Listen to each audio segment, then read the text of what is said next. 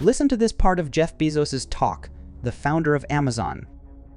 You have just asked $1 million question. So this is what you're, if I generalize what you're asking, you're talking in general about truth telling. Yeah.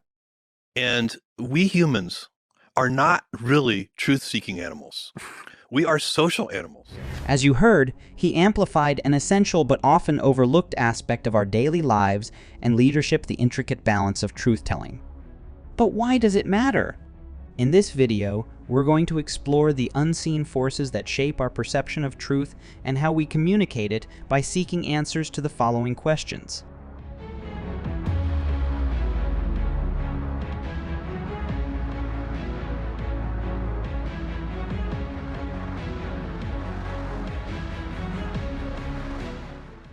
In the next few minutes, we'll unravel these questions.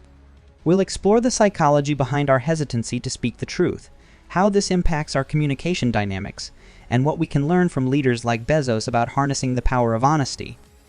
Let's start by understanding why, as Bezos says, we humans are not naturally inclined to tell the truth, and how this instinct plays out in our social and professional lives. Truths are often, they don't want to be heard, because important truths can be uncomfortable, they can be awkward, they can be exhausting. It's not what we're designed to do as humans. It's not really, it's kind of a side effect, we can do that, but it's not how we survive. We mostly survive by being social animals. Social animals. Yeah, we are. And, take you back in time 10,000 years and you're in a small village. If you go along to get along, you can survive. You can procreate. If you're the village truth teller, you might get clubbed to death in the middle of the night. Truths are often, they don't want to be heard, because important truths can be uncomfortable, they can be awkward, they can be exhausting. Impolite. Yes, all that kind of stuff. Challenging. Yeah. They can make people defensive, even if that's not the intent. But As Jeff Bezos highlights, our instinct often leans towards maintaining social harmony, sometimes at the expense of the whole truth. It's a delicate balance deeply rooted in our nature. Psychological studies have shown that our brains are wired for social acceptance. This can sometimes override our impulse for honesty, a trait traced back to our ancestral need for group belonging for survival. Pay attention to this interesting conformity experiment. Solomon Asch's experiments on conformity conducted in the 1950s remain among the most famous in psychology. He wanted to determine if people would conform by giving clearly incorrect answers just because other members of a group gave that same wrong answer. Then, over several critical trials, all the Confederates would announce the same clearly incorrect answers, such as saying line 1 matched when line 2 was really the same length. Results showed a surprisingly high degree of conformity to false judgments by the Confederates. Participants conformed on average in 32% of the critical trials, with conformity occurring in at least 70% of all participants. Juror 8, I'm not saying he's innocent. I'm just saying we don't have enough evidence to convict.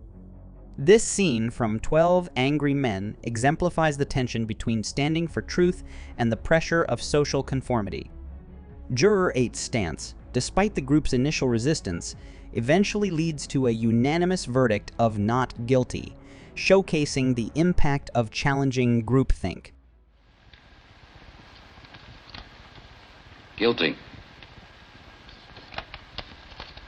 Guilty. Guilty. Guilty. Guilty. Guilty. Guilty. Guilty. Guilty.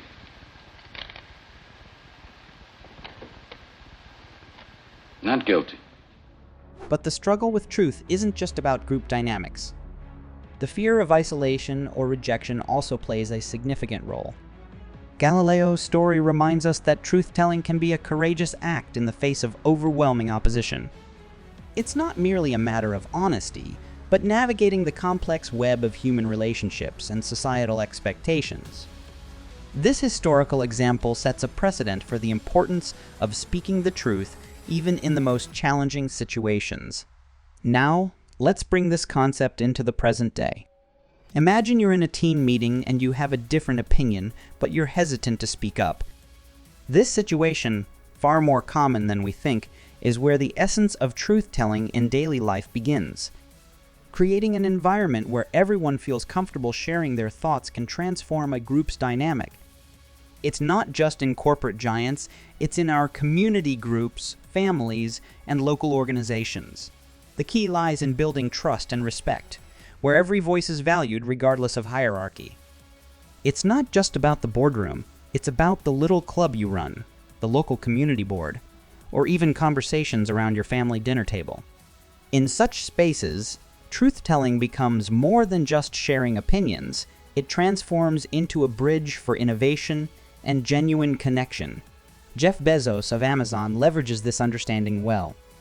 He counters our natural tendency to align with higher authority by encouraging open dialogue, ensuring that even the most junior member has a voice. For example, in every meeting that I attend, I always speak last.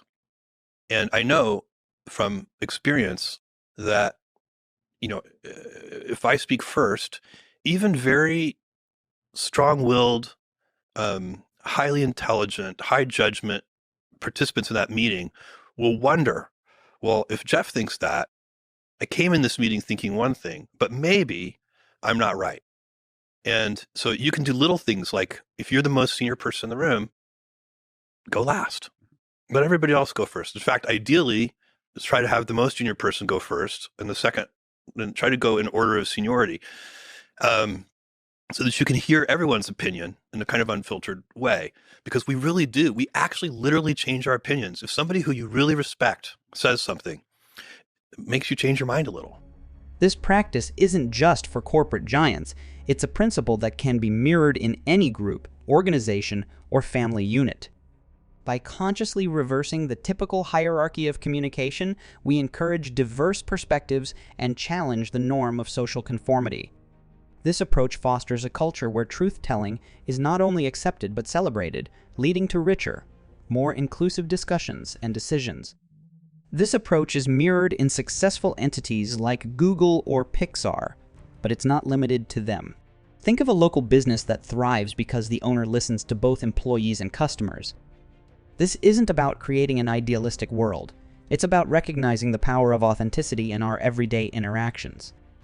When we feel heard, we contribute more, and collectively, we grow. By the way, think about this question. Do you feel comfortable sharing your honest opinions in group settings?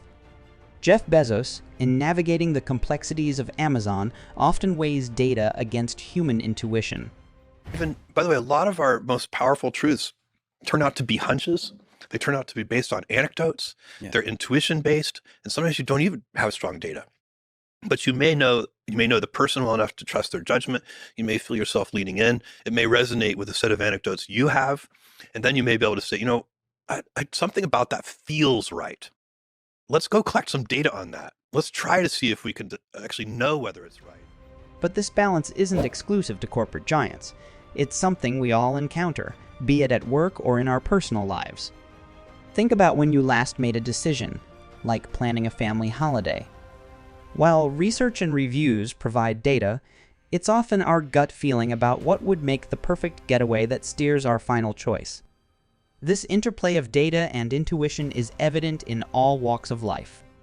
It could be a teacher using instinct to address a student's needs, or a local cafe owner deciding on the day's special based on the mood of the community, not just sales data. What about you? When making important life decisions, do you rely more on facts or on your feelings? Take the launch of Amazon Prime, for instance. While data showed the risks of offering free shipping, Bezos' intuition about customer preferences led to one of the company's most successful initiatives. Leaders like Bezos understand that while data offers invaluable insights, it's the human touch, our instincts and experiences, that often guide us through uncharted territories. Okay, through our journey with Jeff Bezos, we've seen how deeply the concept of truth is woven into the fabric of leadership. We've explored the psychological roots of truth-telling, the importance of honesty in shaping organizational cultures, and the intricate balance between data and intuition. But these lessons reach far beyond the realms of corporate leadership. They touch every corner of our existence, pushing us to embrace honesty in our daily interactions, to appreciate different viewpoints, and to harmonize our instincts with the facts at hand. As we navigate our own paths, let's remember the power of truth, not just as a moral compass, but as a tool for building stronger relationships, organizations, and communities. Thank you for joining us on this enlightening exploration.